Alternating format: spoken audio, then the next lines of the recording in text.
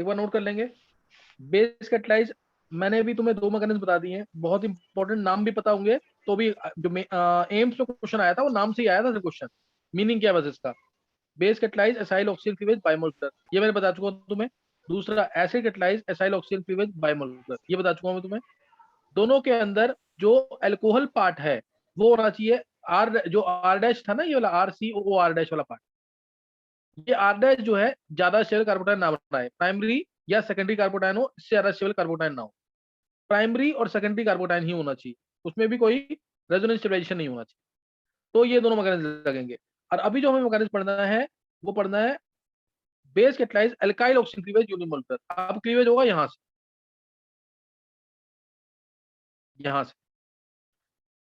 Acid catalyse alkyl oxygen cleavage unimolar, cleavage यहां से होगा ना, क्लीवेज यहां से होगा। तो अब नोट करना है यहाँ पे, अब इसका मैकेनिज्म नोट करना है। देखो, base catalyse alkyl oxygen cleavage unimolar, base catalyse alkyl oxygen cleavage unimolar. तो इसको मैं देखते ही लिख देता हूं पहले तो, रेट जो क्या होगा के इंटू एस्टर। यूनिमोलर है ना, तो सिर्फ एस्टर आएगा, ना कोई एसिड ना कोई बेस। रिएक्शन तो यही है, R C O R dash. दिमाग में बस ये रखना है कि जो आर डैश है वो स्टेबल कार्बोटाइन बना रहा है, आर डैश जो है वो स्टेबल कार्बोटाइन बना रहा है। इसमें डाला बेस कैटलाइज है तो NH डाला, या ओ चार्ज डाल दिया सिंपली। ये आ जाएगा R C O N A plus R dash O H,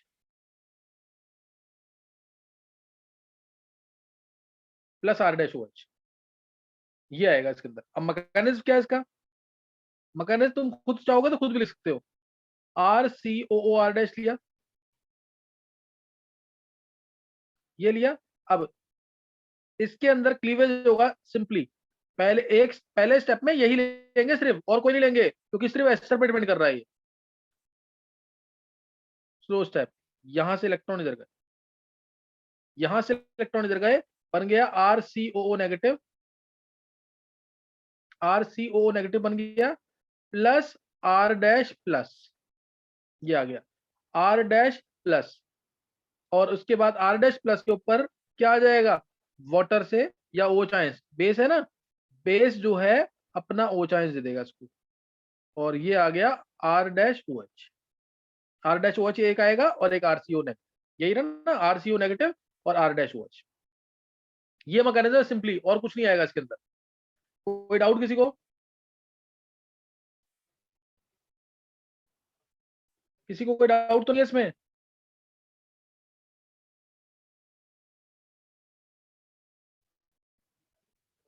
Arnab समझ आ रहा है? बॉबी? यस। देखो बस नाम पढ़ना है, नाम पढ़ते ही मैकेनिज्म खुद बन जाएगा। काजल क्लियर हो रहा है ये सब? Kajal, yes sir. Nishi, yes sir. समझ आ रहा है? Yes sir.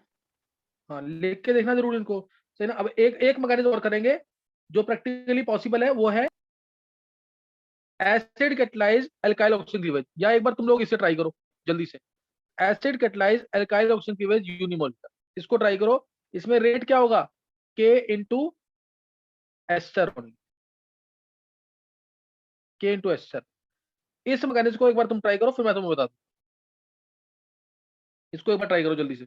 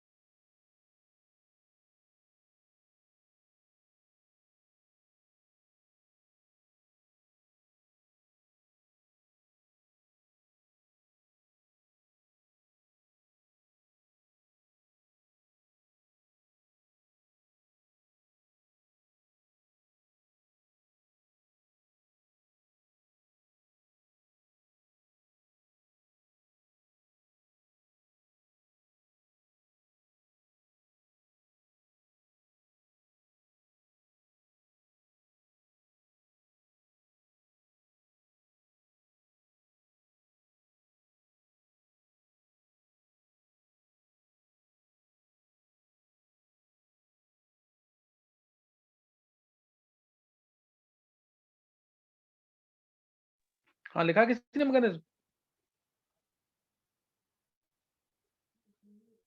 युविका,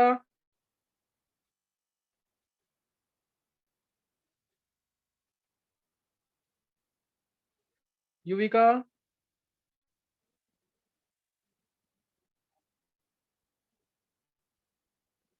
काजल, यस सर, हो रहा है।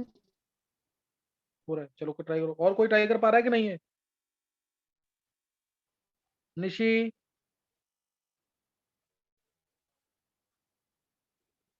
सर ट्राई कर रही हूँ। चलो करो, ट्राई करो, जल्दी से करो उसको। देखो बहुत सिंपल तरीके से सोचना है इसमें। रिएक्शन तो यही वाली है, R C O O R dash, R C O R dash plus acid catalyse था तो H2O डाला, क्या बन जाएगा इससे? R C O O H, R C O O H plus R dash O H. Reaction तो यही है, H प्लस के प्रेजेंस में reversible plus R dash O H, reaction यही है। मैकेनिज्म लिखना है, क्योंकि ये यूनिमोलुलर है तो पहले स्टेप में सिर्फ एस्टर आएगा। एस्टर आएगा तो सिर्फ तुम क्या कर सकते हो? एल्काइल ऑक्सीजन का क्लीवेज, और कुछ नहीं कर सकते।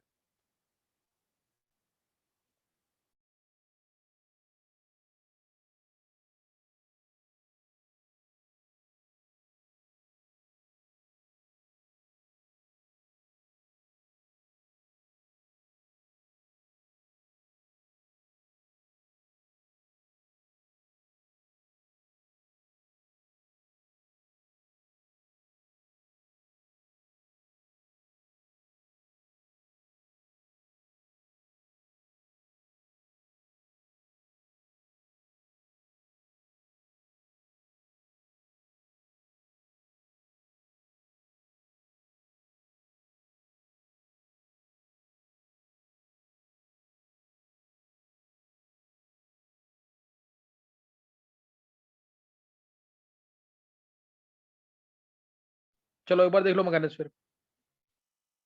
देखो मैकेनिज्म, मैकेनिज्म में क्या होगा इसके? पहले लिया एस्टर, एस्टर लिया, एक मिनट, एल्काइल ऑक्सीजन का क्लीवेज कर देंगे, और कुछ नहीं करना इसके अंदर। एल्काइल ऑक्सीजन क्लीवेज करेंगे, इसमें आर डैश जो है हाईली स्टेबल, ये पार्ट हाईली स्टेबल होना चाहिए, टर्शरी और मोर स्टेबल, तो इसका क्लीवेज कर देंगे। क्लीवेज करने ये होगा स्लो स्टेप, ये आरडीएस ऑफ द रिएक्शन। ये क्लीवेज करने के बाद ये मिल गया R C double bond O O negative plus R dash plus, plus R dash plus. अब ऐसे ये H प्लस तो है ही इसके पास, H प्लस है तो ये H प्लस ले लेगा और आर सी ओ एच बना देगा, और आर डैश प्लस जो है ये वाटर से, वाटर के O को लोन पेयर देगा, वाटर का O जो है लोन पेयर देगा इस प्लस को, और ये R dash O H plus, पहले प्लस आएगा, प्लस हट के H plus minus H plus कर दो सीधा, तो आर डैश ओ एच आ जाए, ये आर डैश ओ एच बना दे। तो इस तरह से ये मैकेनिज्म है इसका। ये मैकेनिज्म, चार मैकेनिज्म, चारों बता दिए मैंने। जब तुम्हें आर डैश टेबल दिख जाए, टर्शरी और मोड स्टेबल, और H प्लस दिख जाए, इसका मतलब ये वाला मैकेनिज्म। O चार्ज दिखता तो इस एक जगह बी आ जाता। समझ गए कि नहीं है? किसने सही लिखा था मैकेनिज्म ये वाला? एक बार हैंड सीज करेंगे जिससे ये वाला मैकेनिज्म सही लिखा है। बॉबी का सही है, काजल का सही है, और किसी का? चलो बाकी भी प्रैक्टिस करना, बहुत सिंपल तरीका है मैकेनिज्म लिखने का, कोई ऐसा नहीं टफ है। और किसका सही हुआ? सिद्धि का सही हुआ है, आर्यमन का भी सही है। आर्यमन सही लिखा मैकेनिज्म? हाँ जी सर। अच्छा, बहुत अच्छा आर्यमन। और किसी का सही हुआ है? चार बच्चों ने सही लिखा मैकेनिज्म। अब एक दो क्वेश्चन है वो करने हैं जल्दी से।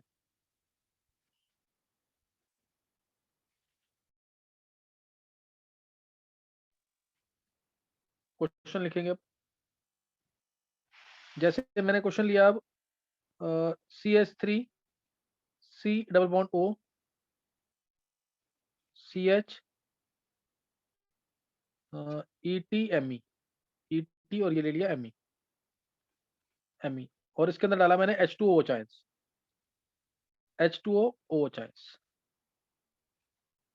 तो ये मैकेनिज्म कौन सा ये बताना है, और फाइनल प्रोडक्ट में क्या कॉन्फ़िगरेशन होगी कायरल सेंटर पे, क्या कॉन्फ़िगरेशन होगी कायरल सेंटर पे फाइनल प्रोडक्ट के अंदर। इसमें तुम्हें क्या करना है, ये ओ भी आएगा, सॉरी यहाँ पे ओ भी है। तुम्हें बताना है अगर ये एस्टर है और H2 और OH डाला तो इस मैकेनिज्म का नाम क्या होगा, इस मैकेनिज्म का नाम क्या होगा। और फाइनल प्रोडक्ट में what happens to configuration at chiral centre, ये कायरल सेंटर है वाला, इसकी कॉन्फ़िगरेशन पे क्या फर्क पड़ेगा, ये रिटेंशन होगा यहाँ पे, रेसिमाइजेशन होगा, क्या होगा ये बताना है, इन्वर्जन होगा, ये तो सब तुम्हें बताना है। ये बताना है तुम्हें इस क्वेश्चन के अंदर। अगला क्वेश्चन लिखेंगे एक, जैसे इसी में देता हूं मैं यहाँ पे। क्वेश्चन है Me double bond O CH PH ले लिया और Me ले लिया, PH ले लिया, Me ले लिया, और इसमें डाला मैंने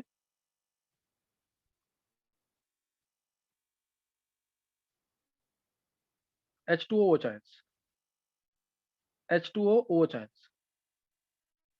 मैकेनिज्म बताना है और what happens to configuration at chiral centre, mechanism बताना है what happens to configuration at chiral centre. Retention होगा कि रेसिमाइजेशन होगा, मेनली तुम्हें बताना, what happens to configuration at chiral centre, retention होगा या रेसिमाइजेशन होगा ये बताना। और मैकेनिज्म का नाम क्या है, मैकेनिज्म का नाम क्या है। एक क्वेश्चन लिख लेते हैं, C2H5 C double bond OO CH3 whole thrice,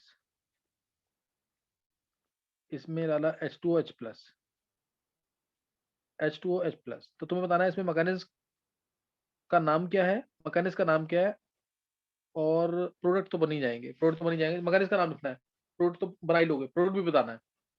चलो करो जल्दी से, 3 क्वेश्चन दिए, जल्दी से करो उनको।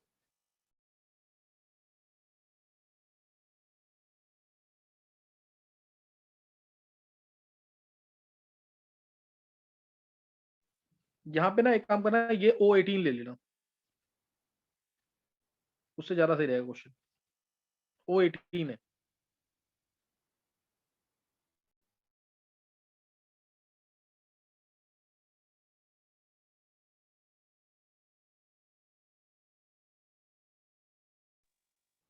इन सब में ट्राई करो O18 ले रहे हैं, इन सब में O18 ले रहे हैं, ये O18 है, ये भी O18। अब ट्राई करूंगा।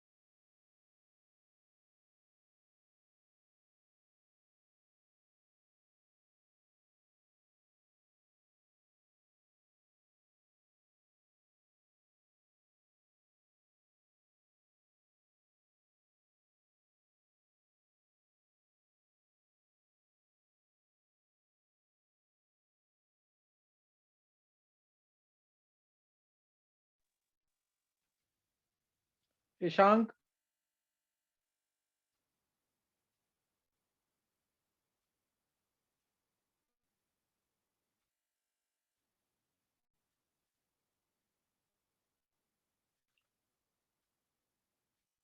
चलो मकानिस ट्राई कर लिया एक बार, मकानिस सबने कर लिया है।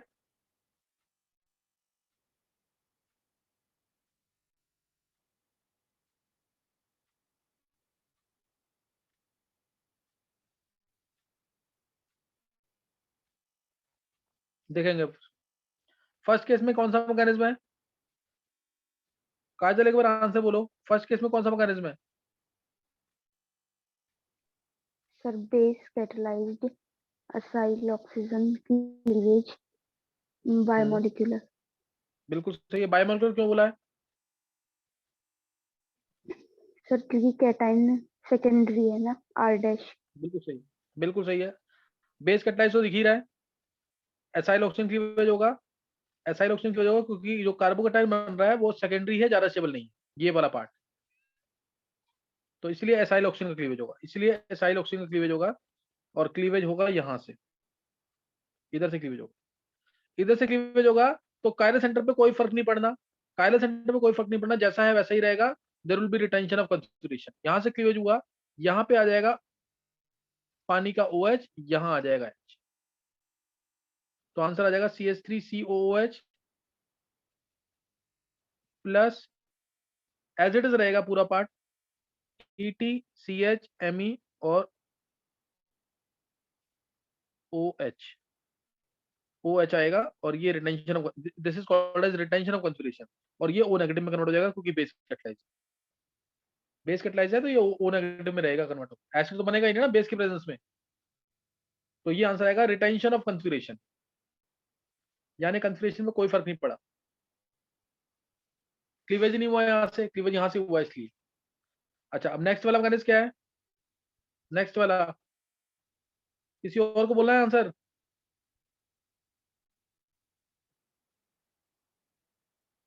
कनिष्क,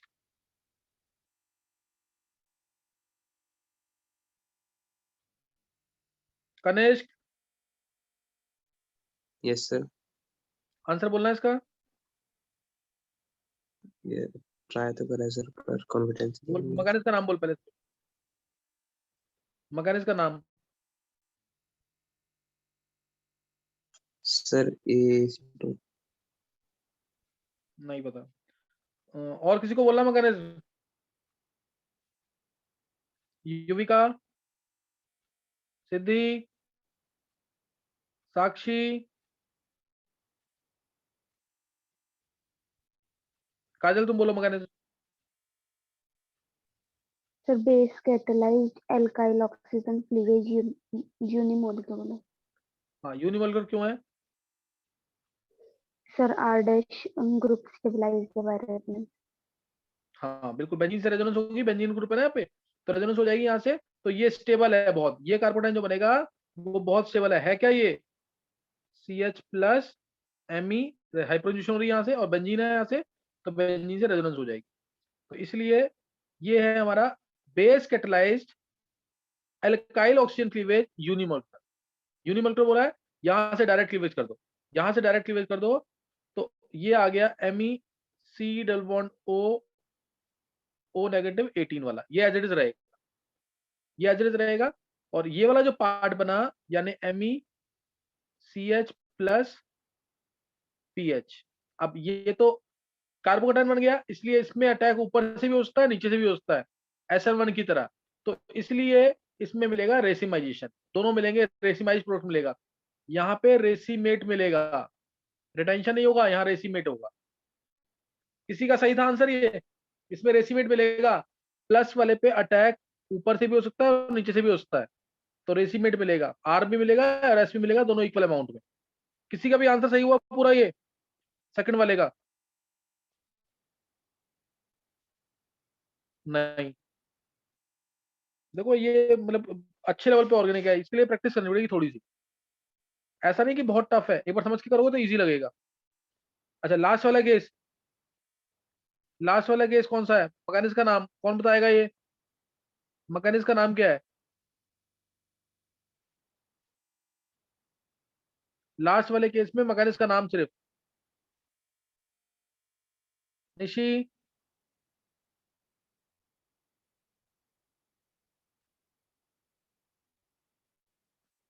वेदांत, नित्या,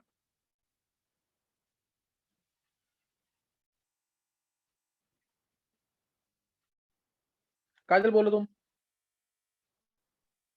sir acid catalyse alkyl oxygen cleavage unimolecular. बिल्कुल सही है, यहाँ से क्लीवेज होगा ये, क्योंकि कार्बोटाइन टर्शरी है। एसिड तो दिख ही रहा है तुम्हें, एसिड, तो एसिड कैटेलाइज हो गया, और एल्काइल का ऑक्सीजन के साथ क्लीवेज हो रहा है, alkyl oxygen cleavage unimolecular. Acid catalyse alkyl oxygen cleavage unimolecular, यहां से क्लीवेज हो जाएगा, यहां से क्लीवेज होगा तो इसके पास H आ जाएगा, तो CH5COOH आ गया, O18 यही रहेगा, और इस पे वाटर का OH आएगा, तो CH3 होता है COH, ये आ जाएगा। ये एसिड और ये एल्कोहल, ये एसिड और ये एल्कोहल। बिल्कुल अच्छे वाले मैकेनिज्म हमने खत्म कर लिए चारों। एग्जांपल भी मैंने तुम्हें दे दिया है कि कैसे करना है। अब एक क्वेश्चन और दे रहा हूँ, एनसीईआरटी का क्वेश्चन है, इंपॉर्टेंट है काफी, ध्यान से देख के करना है इसको। कंपाउंड ए है, कंपाउंड ए, एनसीईआरटी का क्वेश्चन है ये। कंपाउंड ए है C8H16O2, कंपाउंड ए है C8H16O2। This on treatment with this on this on acid hydrolysis, this on acid hydrolysis gives two compounds B and C, gives two compounds B and C. B on oxidation with chromic acid, oxidation with chromic acid, chromic acid नहीं पता तो K2Cr27 कर लेना, K2Cr27 के साथ chromic acid से भी same काम होता है। This on treatment with chromic acid, B on treatment with chromic acid gives C, B on treatment with chromic acid gives C। अब तुम्हें खुद सोच के बताना है कि ए, बी और सी क्या होंगे, ए, बी और सी क्या होंगे, ट्राई करो। जो पॉसिबिलिटीज है सारा बताना है, जो पॉसिबिलिटीज है सारा बताना है इसके अंदर। एनसीईआरटी के क्वेश्चन को मैंने थोड़ा सा मॉडिफाई कर दिया, थोड़ा चेंज कर दिया, जो पॉसिबिलिटीज है सारा बताओ इसके अंदर।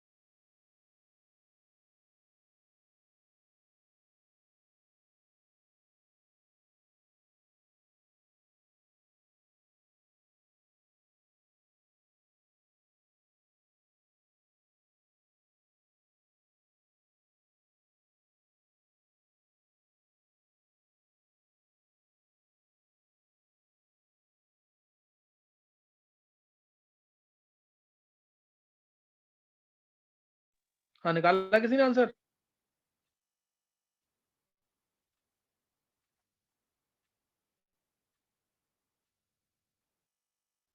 किसी ने भी आंसर निकाला इसका? Yes sir.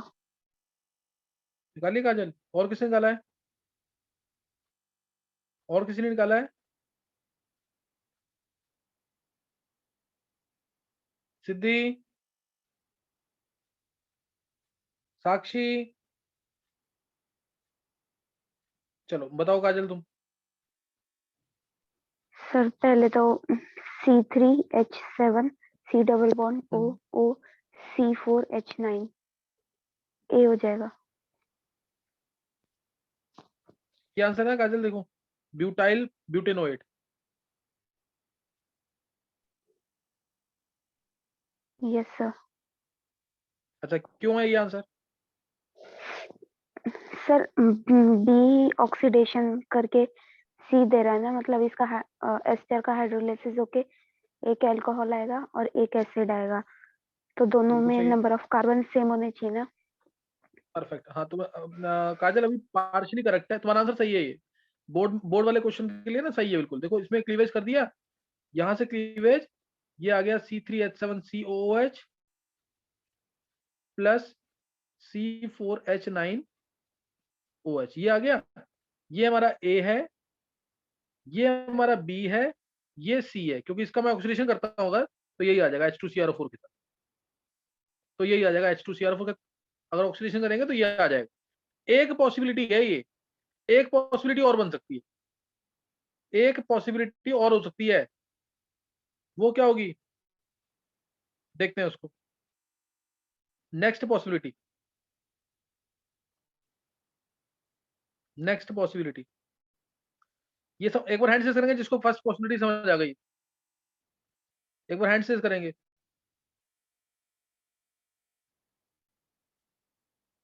आर्यमन, युविका, वेदांत, बॉबी, सिद्धि, कनिष्क, छवि, अर्नव, साक्षी, निशी, आरुष को नहीं समझ आएगा, ईशांक अच्छा काजल ने तो बताया ही है। ईशांक को नहीं समझ आया। ईशांक, ये तो रिवर्स ऑफ एस्टेरिफिकेशन रिएक्शन है, ये आना चाहिए जरूर। बोर्ड एनसीईआरटी का क्वेश्चन है ये। दूसरी पॉसिबिलिटी चेक करेंगे। देखो इसको दिख रहा है यहाँ से, आ गया, अच्छा सही है। देखो यहाँ पे ये जो ए है, ये जो ए कंपाउंड है, मेरे को यहाँ क्लियर दिख रहा है ए है एस्टर। एस्टर का हाइड्रोलिसिस करेंगे तो मिलेगा अल्कोहल और एसिड, बी अल्कोहल, ये एसिड। तो जब मैं अल्कोहल से एसिड ऑब्टेन कर रहा हूँ, इसका मतलब दोनों में कार्बन क्या होंगे, सेम होंगे। तो एक पॉसिबिलिटी तो बता दी है। दूसरी पॉसिबिलिटी जो है ना, उसमें ब्रांचिंग करके दिखा दो, उसमें ब्रांचिंग करके दिखा दो ना, इसमें ऐसे CH3CH हो गए, बस उसका CH3 सील बॉन्ड हो, ओ CH2 पे कोई ब्रांचिंग नहीं होगी, इधर वाले CH पे ब्रांचिंग होगी। उल्टा मत कर देना फर्स्ट वाले में। अब यहाँ से क्लीवेज कर दो, ये आ गया एसिड H2H प्लस डाल के,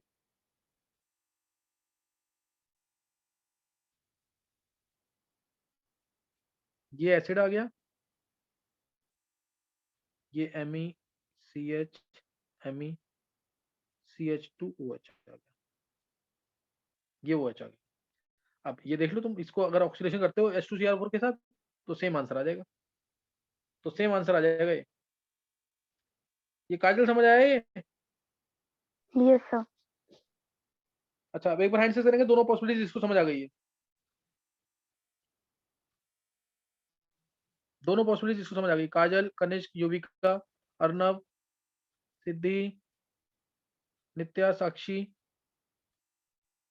बॉबी, वेदांत,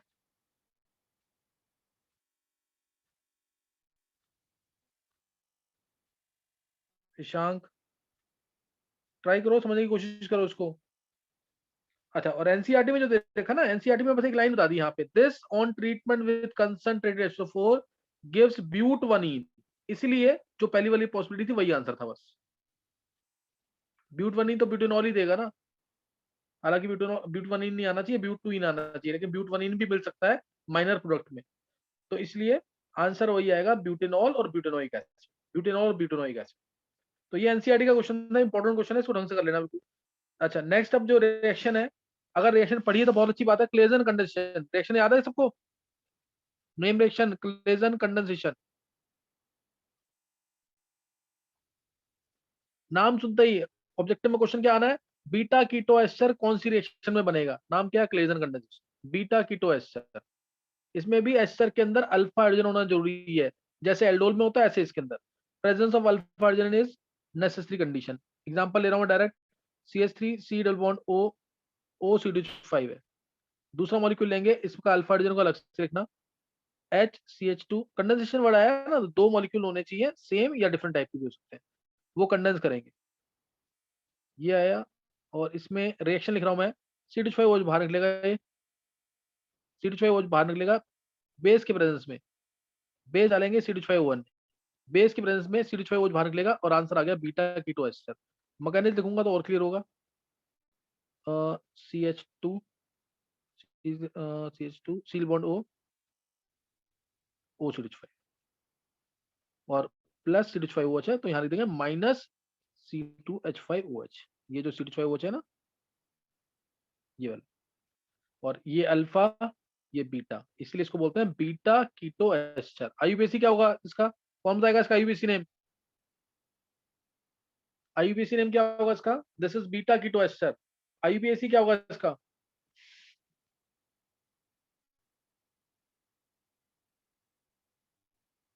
चलो देख लेना, तुमको ट्राई करना इसको।